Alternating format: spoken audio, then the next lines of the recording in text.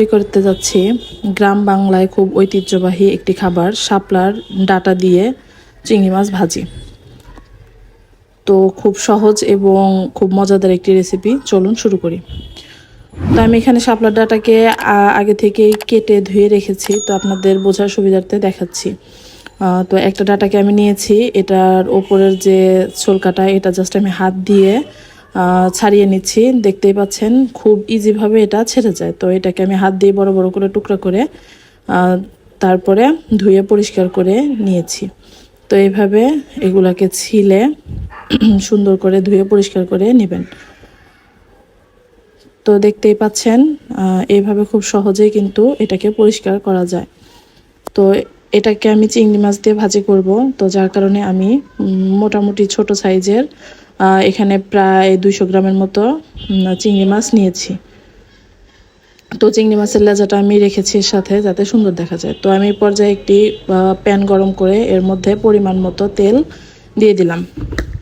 তো তেল দেওয়ার পরে তেলটা গরম হওয়ার জন্য আমি কিছুক্ষণ অপেক্ষা করছি। তো তেলটা গরম হওয়ার পরে আমি এখানে অল্প পরিমাণ জিরা দিয়ে ফোড়ন দিচ্ছি। তো সবসময় সব ভাজির ক্ষেত্রে জিরাটা ফোড়ন দিলে অনেক মজা লাগে। তো আমি এখানে একটা চিড়ে রাখা শুকনো মরিচ দিয়ে দিলাম। তো আমি এটাকে জাস্ট কয়েক সেকেন্ডের জন্য একটু নাড়াচাড়া করে তেলের সাথে ভেজে নিলাম। তো এখন আমি এর মধ্যে পর্যায়ক্রমে দিয়ে দিব পেঁয়াজ কুচি। তো এখানে আমি হাফ কাপ পরিমাণ পেঁয়াজ কুচি নিয়েছি। তো এটাকে দিয়ে দেওয়ার পরে আমি আবার ভালোভাবে নেড়েচেড়ে নেব। তো পেঁয়াজ কুচি দেওয়ার পরে আমি এখানে চিড়ে রাখা 3 থেকে 4টা কাঁচামরিচ দিয়ে দিলাম। আমি ঝালটা কম খাচ্ছি, তাই ঝালের পরিমাণটা কম দিলাম। আপনারা চাইলে ঝালের পরিমাণটা বাড়িয়ে নিতে পারেন। তো এখন আমি সবগুলোকে ভালোভাবে তেলের সাথে ভেজে নেব।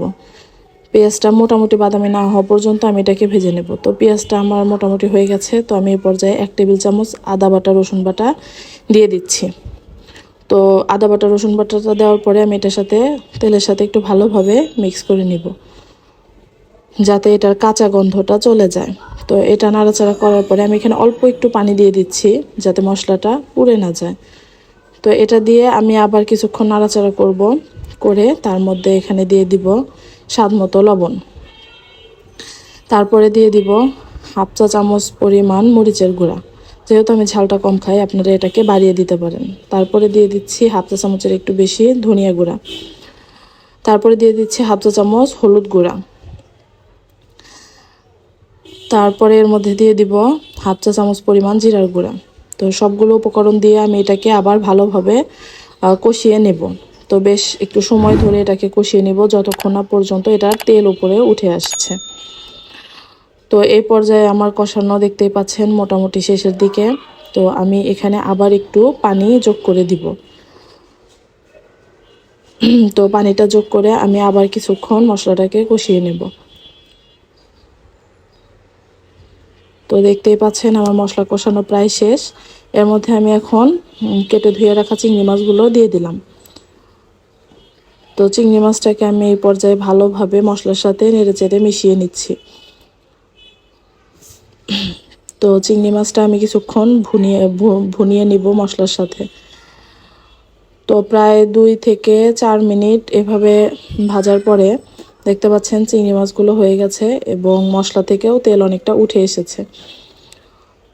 তো এই পর্যায়ে আমি এখানে একটু পানি যোগ করে দিব চিংড়ি মাছগুলো ভালোভাবে সিদ্ধ হওয়ার জন্য। তো পানি যোগ করে দিলাম, আবার একটু নাড়াচাড়া করছি। তো এখন আমি এর মধ্যে দিয়ে দিব হলো শাপলা ফুলের ডাঁটাগুলো। তো দেখতেই পাচ্ছেন এখন আমি এর মধ্যে শাপলা ফুলের ডাঁটাগুলো দিয়ে দিব। তো একে একে আমি সবগুলো শাপলা ফুলের ডাঁটা দিয়ে দিচ্ছি। যদিও এখন আমার কড়াইতে অনেক বেশি হচ্ছে, কিন্তু একটু পরেই কিন্তু এটা একদম টুটে যাবে বা কমে যাবে। তো এখানে আমি হালকা করেই নেড়ে দিচ্ছি, কারণ আমি নাড়তে পারছিলাম না। তো কিছুক্ষণ এইভাবে আমি মিডিয়াম আঁচে রেখে দিব, যাতে এগুলো একটু চুপসে যায়। তো বেশ কিছুক্ষণ এইভাবে রেখে দিলাম। তো দেওয়ার পরে দেখতেই পাচ্ছেন এখন কতটা কমে গেছে। তো এটাই না, আরও কমে যাবে। তো এখন দেখতে পাচ্ছেন অনেক পানি উঠে এসেছে, তাই এর মধ্যে আমি এক্সট্রা করে কোনো পানি ব্যবহার করব না, বা এটাকে আমি ঢেকেও রান্না করব না, তাহলে বেশি গলে যাবে। তো তো এইভাবে নাড়াচাড়া করে বেশ কিছুক্ষণ ধরে নাড়াচাড়া করব, এই পিঠ ও পিঠ যাতে ভালোভাবে ডাটাগুলো সিদ্ধ হয়। তো সেই জন্য আমি এদিক ওদিক বারবার নেড়ে দিচ্ছি, যেহেতু আমি এখানে ঢাকনা ব্যবহার করছি না। তো এইভাবে নাড়াচাড়া করতে করতে প্রায় 10 থেকে 15 মিনিট নাড়াচাড়া করার পরে দেখতে পারবেন আপনাদের শাপলা ফুলের ইয়াটার থেকে কতটা পানি ছেড়ে দিয়েছে, এবং এগুলা মোটামুটি কিন্তু সিদ্ধর পর্যায়ে হয়ে গেছে। যারা একটু ঝোল খাবার খেতে পছন্দ করেন তারা এই পর্যায়েও নামাই নিতে পারেন, তবে এটাকে ভাজি বলা যাবে না। তো এখন আমি এটাকে আরও কিছুক্ষণ নাড়াচাড়া করব। তো এই পর্যায়ে দেখা যাবে আরও 5-7 মিনিট নাড়লেই কিন্তু মোটামুটি ভাজিটা রেডি হয়ে যাবে, পানিগুলো সব শুষে যাবে। তো এইভাবে নাড়াচাড়া করতে করতে কিছুক্ষণ রেখে দেব।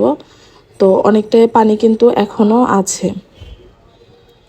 তো এইভাবে নাড়াচাড়া করতে করতে দেখা যাবে যে এক সময় ভাজিটা কিন্তু হয়ে এসেছে। তো দেখতেই পাচ্ছেন আমার ভাজিটা মোটামুটি রেডি। তো এখন আর কিছুক্ষণ নাড়াচাড়া করে এটাকে আমি জাস্ট নামিয়ে নেব। তো অনেকেই বলে যে বাঙালিরা বা গ্রামের লোকজন নাকি জাতীয় ফুলকে খেয়ে নেয়। তবে জাতীয় ফুল খেতে যদি এত মজা হয় তাহলে তো এটা খাওয়া যায়, আসলেও কিন্তু অনেক টেস্টি। তো দেখতেই পাচ্ছেন আমার ভাজিটা হয়ে গেছে। তো এখন আমি চুলাটা অফ করে দেব, দিয়ে জাস্ট সার্ভ করে নেব। তো দেখতে পাচ্ছেন শাপলার ডাটাগুলো কিন্তু একদম সিদ্ধ হয়ে গেছে। তো আমি এটা চুলা থেকে নামিয়ে নিয়েছি, এখন আমি সার্ভ করে দিব। তো খেতে কিন্তু অনেক মজা। আপনারা সবাই গরম ভাতের সাথে এটা একবার ট্রাই করবেন, ইনশাল্লাহ অনেক ভালো লাগবে। তো দেখতেই পাচ্ছেন এটা কিন্তু রেডি, আর অনেক অনেক অনেক মজা। তো এটার কিন্তু আর একটা প্রসেসিং আছে। এখানে আমি যেমন চিংড়ি মাছ দিয়ে করেছি, আপনারা চাইলে ইলিশ মাছ দিয়েও কিন্তু করতে পারেন, ইলিশ মাছের মাথা দিয়ে। তো ধন্যবাদ সবাইকে, আপনারা সবাই একবার হলেও ট্রাই করবেন রেসিপিটা। আর আমার ভিডিওটা ভালো লাগলে আমার চ্যানেলটাকে সাবস্ক্রাইব করে দেবেন, পাশে থাকা বেল বাটনটি চাপ দিয়ে দেবেন। ধন্যবাদ সবাই।